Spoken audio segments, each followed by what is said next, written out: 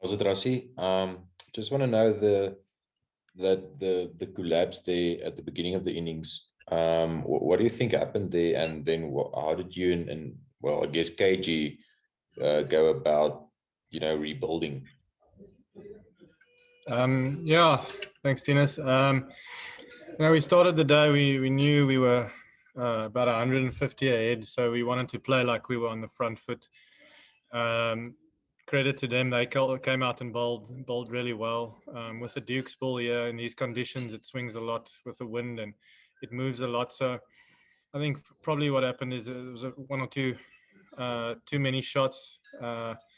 It's ended up going their way because of good bowling and also excellent fielding in the slips, especially there. So again, it could have gone either way, but we came into the day in a strong position, and yeah, we wanted to play like that.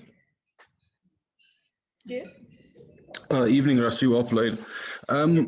How some people may look at Kyle Mayers and go, well, here's a guy that's just bowling at 125, and yet he's looking like he's really rushing people. What makes him so difficult to face? I don't think it's a case of rushing people. I think his type of pace, a lot like Vian Mulder at the back end of yesterday. With the extra pace, you sometimes play and miss, and the ball sort of zips past the outside edge. Whereas the guys who's not necessarily operating at 135-ish, it's almost like you see the movement and your hands follow it. It's just a natural instinct. So I think, going into tomorrow, I think Vian might be effective again, and I think that's what made Mayers quite effective today. Thank you. Ken?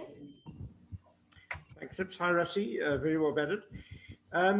During your innings, obviously the Proteas were in quite a hole if you just look at the second innings, by itself in isolation. But is there in the back of your mind, you thinking it's actually not a bad thing that there's still all this life in the pitch, that if we're struggling like that, it should be helping us in the second innings as well? Definitely, Ken. That's 100% what we were thinking. We knew all the batters coming in, the communication was to really move positively and show that intent, because it is a type of pitch, and the conditions here at St. Lucia is if you sort of just hang around, you're going to get good balls. So you need to get into really strong positions and capitalize on scoring when you can. But that's exactly what we thought. I mean, 50 for 6 or whatever, it was not a great position, but the other side of that coin was at that stage we were about 200 ahead. We're already asking them to score their biggest score of the series. So we knew, if we can grind it out to about 250 lead, 280, we'll be really happy with that. And obviously then KG came in and played quite brilliantly. And that also showed that the pitch, it's getting a little bit more placid. So we also take the lessons from that and know that if they do have a partnership or two, we're going to have to be really disciplined in terms of sticking to our lines and lengths and really work for our wickets. Tanyiso, and then we'll finish with Tyron. Rassie, good morning from our side and well played with your innings. Do you feel that there was a slight sense of complacency and a slight sense of complacency with the kind of lead that the bowlers actually accrued for the team?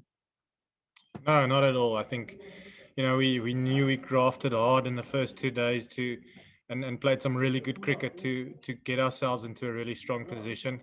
And we knew if we could back it up with one more day of good performance, we'll go a long way to putting ourselves in the winning position. So it's not a complacency at all.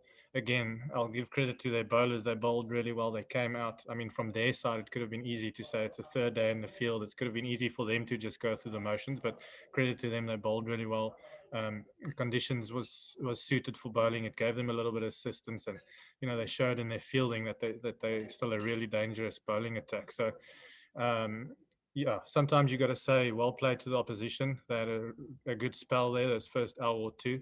But again, we knew if we had one good partnership, with that lead we built up, that we'll be in a strong position. Tyron? Yeah, evening, Ras. Well done. I'll be quick so you guys can go watch. Louis is currently leading. But Russ, in terms of your Test career so far, how does that innings rank for you? Yeah, I mean, as a player, you wanna perform when the pressure's on. We were definitely under a little bit of pressure early on. Yeah, I'd say it's a good innings. You know, in a team environment, I think it's we're together with KG, we got us to a position where, you know, we're in a really strong position to try and win a Test match tomorrow, and that's what it's about. And you know, if we get that win, in retrospect, the innings might look a little bit better. But for now, you know, it's a decent innings. We got to a decent total in tricky conditions. I could just glad I could sort of arrest that sort of hour that we had there, where they were on the front foot, and sort of apply pressure later on to them. Thanks very much, everyone, for joining us. We'll see you at tomorrow's press conference. Have a good evening.